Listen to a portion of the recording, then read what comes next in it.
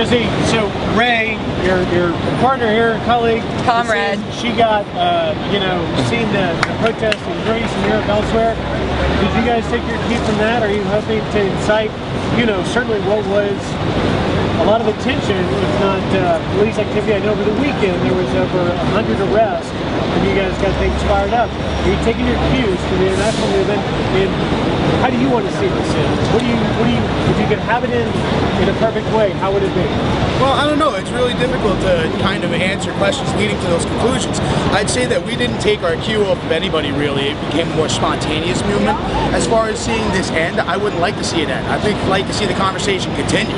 This is what we should have been talking about after 2008 when the economy collapsed.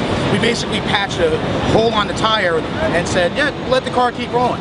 Unfortunately, it's fun to talk to the propaganda machine in the media, especially conservative leading networks such as yourself, because we find that we can't get conversations on the Department of Justice's ongoing investigation of News Corporation, for which you are an employee, but we can certainly ask questions like, why are the poor engaging in class warfare?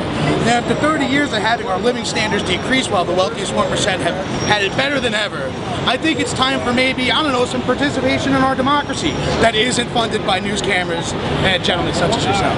Okay, but let me give you this challenge, Jesse.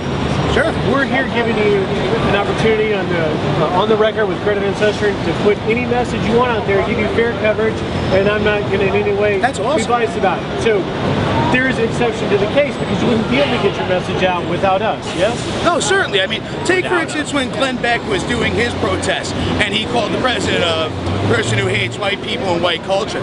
That was a low moment in Americans' history, and you guys kind of had a big part in it. So I'm glad to see you coming around and kind of paying attention what the other 99% of Americans are paying attention to, as opposed to the far-right fringe who would love to just destroy the middle class entirely. All right, fair enough. You have a voice and an important reason to criticize myself, my company, and anyone else. But let me ask you this. In fairness, does this administration, or President Obama, have any criticism as to the financial situation in countries in there? I think myself, as well as many other people, would like to see a little bit more economic justice or social justice, Jesus stuff, as far as feeding the poor, health care for the sick. I find it really entertaining that people like to hold the Bill of Rights up while they're screaming at gay soldiers, but they just can't wrap their heads around the idea that a for-profit healthcare system doesn't work. So let's just look at it like this. If we want the president to do more, let's talk to him on a level that actually reaches people, instead of asking for his birth certificate and wasting time with total nonsense like Solandra.